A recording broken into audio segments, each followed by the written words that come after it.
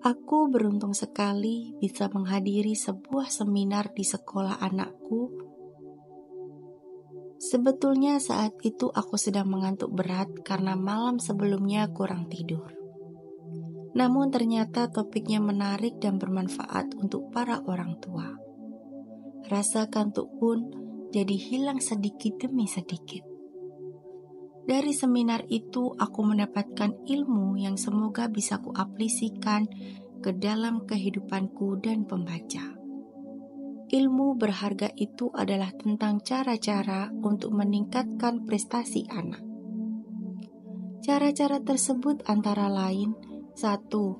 Menunjukkan sikap positif dan apresiatif orang tua terhadap pendidikan dan kegiatan sekolah. Biasanya anak akan senang dan bahagia jika orang tua bisa menghadiri segala kegiatan di sekolah yang melibatkan mereka. Entah itu pentas seni di sekolah, menyanyi, membaca puisi, ataupun mengambilkan rapor. Bagi mereka hal ini berarti menunjukkan kepedulian dan perhatian orang tua terhadap mereka. Lebih dari itu, kedatangan kita pada acara mereka menunjukkan dukungan kita terhadap apa yang mereka lakukan, sehingga mereka akan lebih percaya diri dan berani. Kedua, mengenal teman dekat anak kita.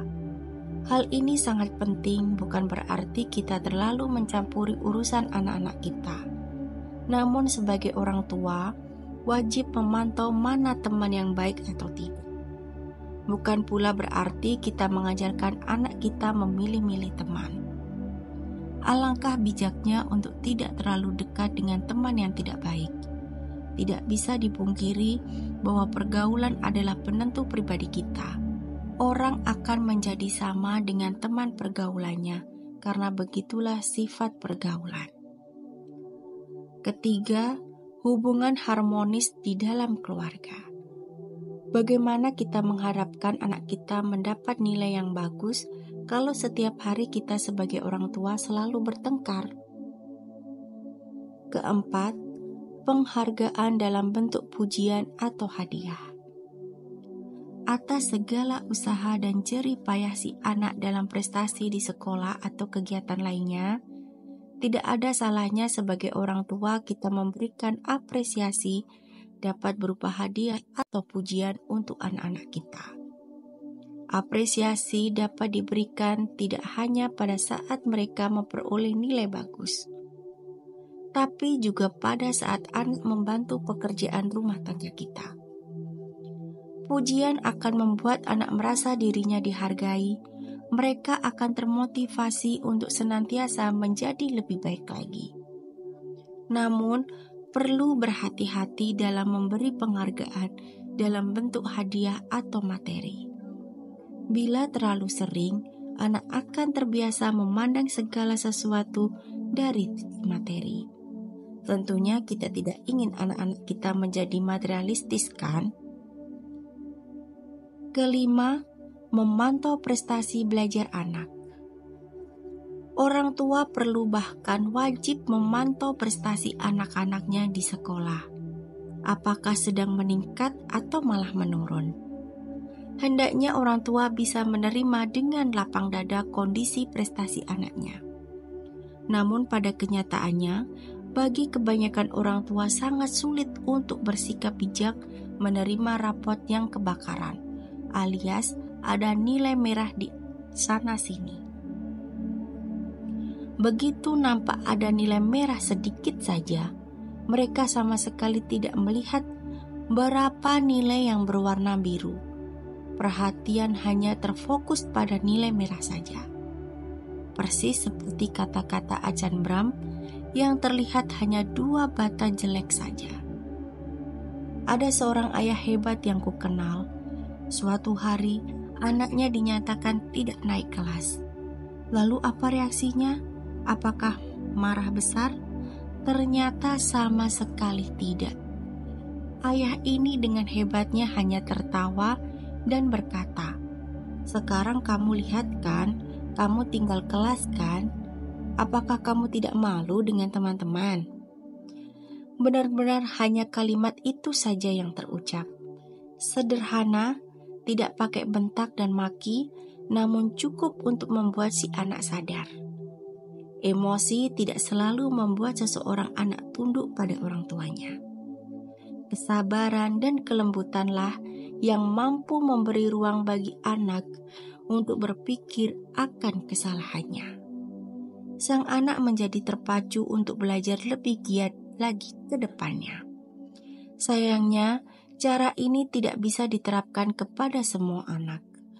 Orang tua mesti jeli mengenai tipe pribadi anak kita dan memutuskan cara yang tepat untuk menghadapinya.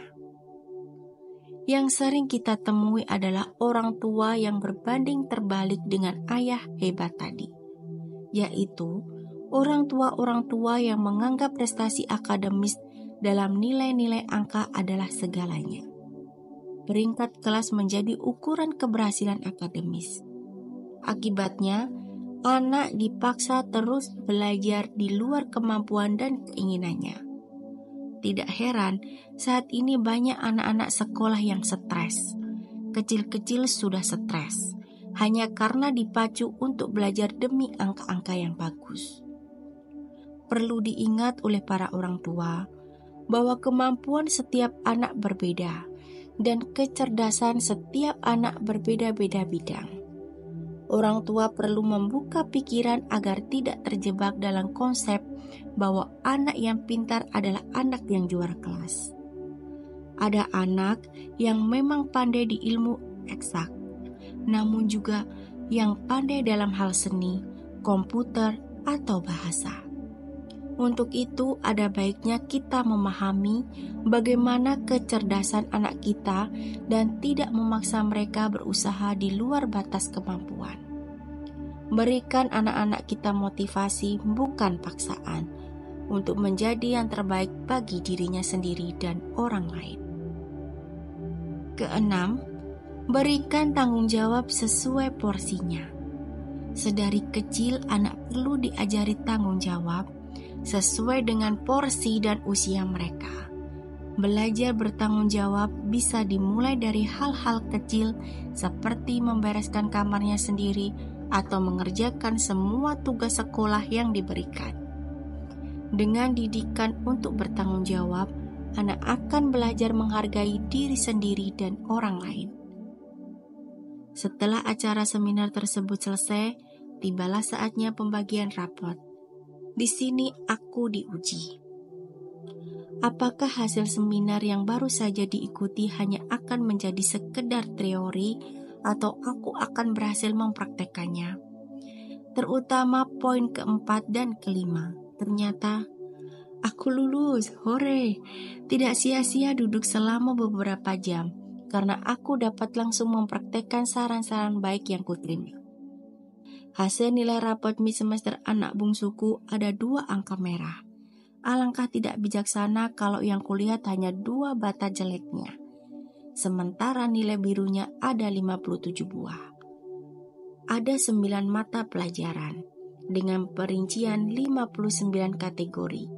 Jumlah nilai semuanya 472. Kalau di rata-rata mendapat nilai 8. Bahkan angka 10 dan 9, angka 9 ada 11, angka 8 ada 17, angka 7 ada 17, sisanya angka 6 dan 5. Sungguh betapa aku tak menghargai usaha-usahanya untuk memperoleh 57 nilai. Bagus kalau aku memarahinya hanya karena ada 2 nilai merah. Yang kemudian kulakukan adalah memeluknya, menghiburnya, dan meminta agar belajar lebih giat lagi. Motivasi bukanlah celaan, omelan, ataupun nasihat yang berlebihan. Jadilah diri kita teladan untuk anak-anak kita.